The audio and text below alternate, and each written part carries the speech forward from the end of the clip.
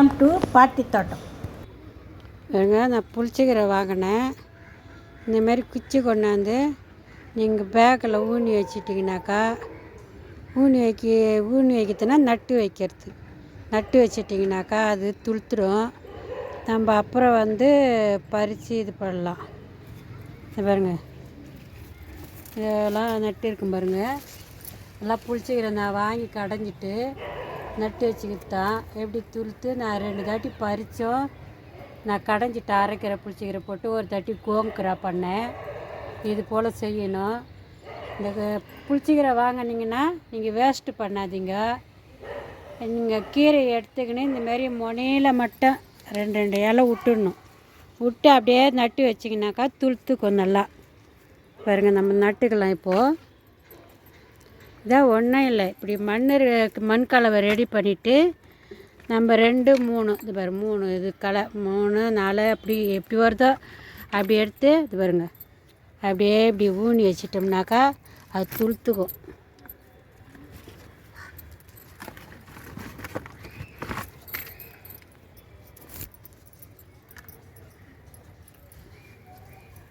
இப்படிதான் ஊனிடணும். அப்படியே நட்டு வச்சுட்டாக்கா கொத்து கொத்தாக எடுத்து கொத்து கொத்தாக அப்படியே அதே கொத்து கொத்தாக அப்படியே வரும் கீரை துளுத்து.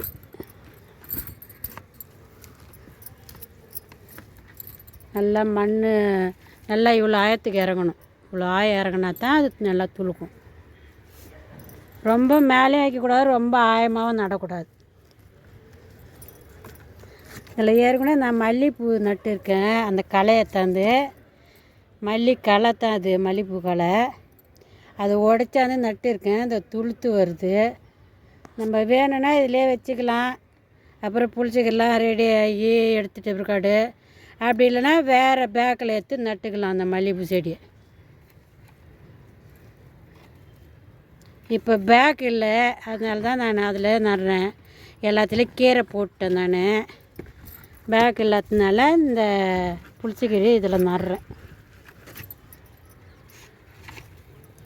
கீரை ஆயிடுச்சுனாக்கா நம்ம அந்த மல்லிகைப்பூ செடி எடுத்து வேறு பேக்கில் வச்சிடலாம். அப்புறம் அந்த மல்லிகைப்பூவும் இப்போ துளுத்தா மாரி இருக்கும், கீரையும் துளுத்தா மாரி இருக்கும். இன்னும் மல்லிகைப்பூ செடி ஒரே ஒரு துளிர் தான் வந்துக்குது. அது இன்னும் நிறைய துளிர் கொஞ்சம் செடி ஆச்சு பிறக்காது. அப்புறம் நம்ம பிடிங்கி நட்டுக்கலாம். அந்த மல்லிகைப்பூ செடியோட மட்டும் கொஞ்சம் சுற்றி கேப் விட்டுட்டு நம்ம நடணும்.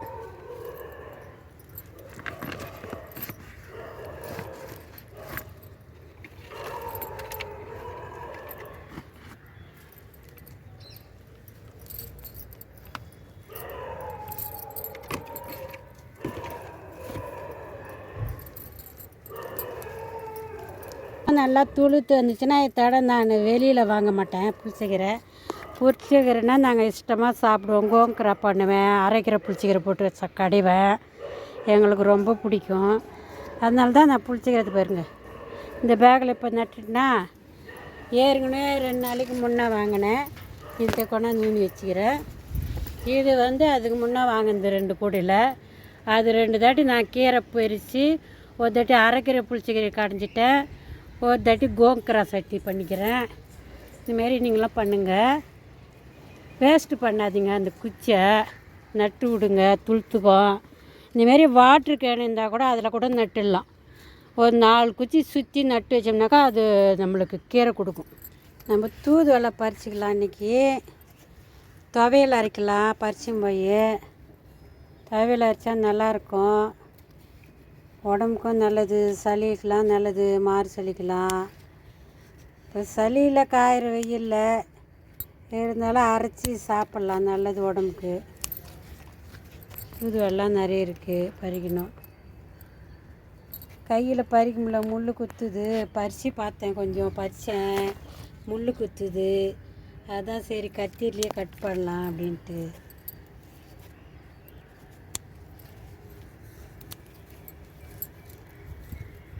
அது போன வீடு எடுத்துக்கின்னு கட் பண்ண வாட்டப்படலை.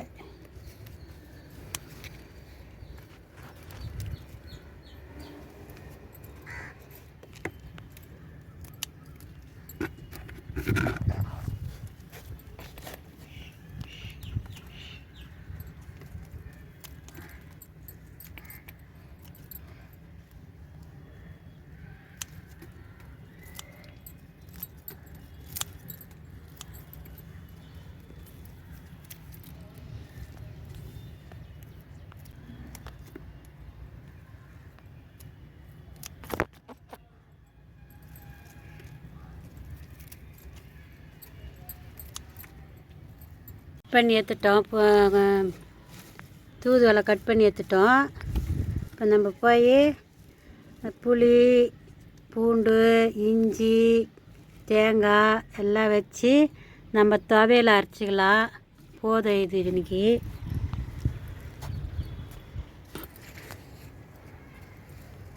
இதில் மண் அள்ளி போட்டோம். இதில் இப்போ வரைச்சிக்கலாம். இந்தமாரி கிரகத்தில் நம்ம வரைச்சிட்டு இப்படி கலர் விட்டாலுமே போதும்.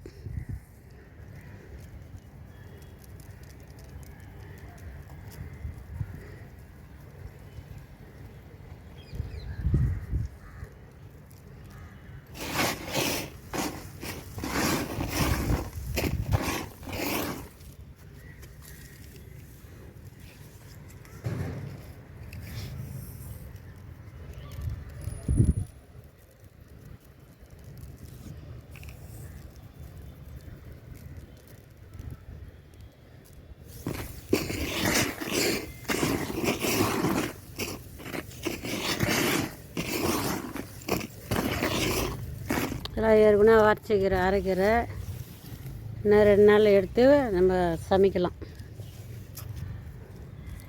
பாருங்க, இது சிறுகீரை வரைச்சது தான். இந்த ஓரத்தில் மட்டும் இங்கே கொஞ்சம் இருக்குது. அது கூட இந்த வெயில் தாகமத்தில் இதெல்லாம் இறந்துடுச்சு. பாருங்கள், இதெல்லாம் கீரை தான். நல்லா அடர்த்தியாக முளைச்சி வருது. இப்படி ஆயிடுது, இது போல் ஆயிடுது. இப்போ இதுலேயும் அரைக்கீரை வரைச்சிட்டு மேலே கொஞ்சம் மண் தூவி விட்டுடலாம்.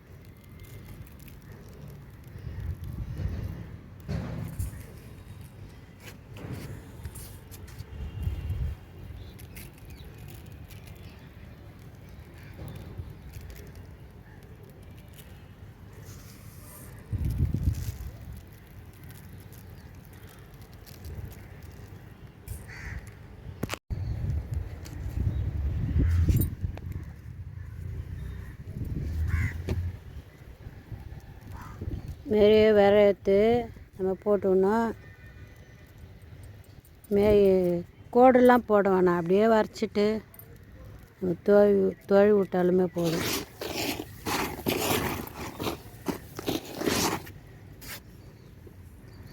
ஒரு கோடிக்கு இவ்வளோ விதை போதும்.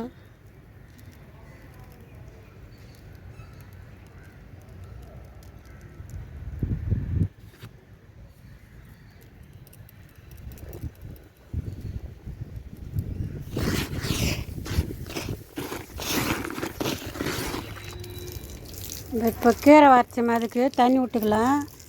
பாருங்க, இப்படி தான் விடணும். இந்த ஒரு வரல பழுப்பு இப்படி இருக்குதுங்களா, ஒரு வரல இப்படி விட்டுட்டு இப்படி விட்டோம்னாக்கா நம்ம அப்படியே பூ வாளியில் விடுற மாரி வெய்யும் தண்ணி. அப்படியே மண் கலப்புற மாரிலாம் விடக்கூடாது. நம்ம இப்படி பிடிச்சின்னு பூ வாளியில் விடுற மாரி விட்டால் தான் அது நல்லா விதெல்லாம் மேலே வராது. இல்லைன்னா நம்ம அப்படியே விட்டோம்னா விதெல்லாம் மேலே வந்துடும்.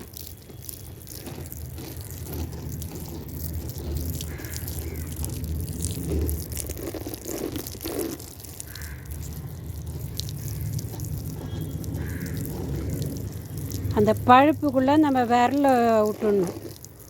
அந்த விரல் வச்சா தான் அந்த பூ வாளியில் வீயிற மாரி வீயும் தண்ணி.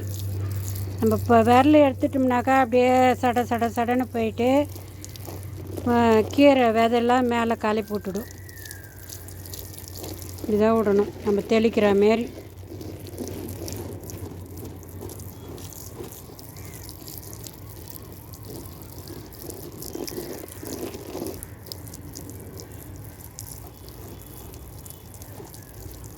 லைக் பண்ணுங்கள், ஷேர் பண்ணுங்கள், சப்ஸ்கிரைப் பண்ணுங்கள்.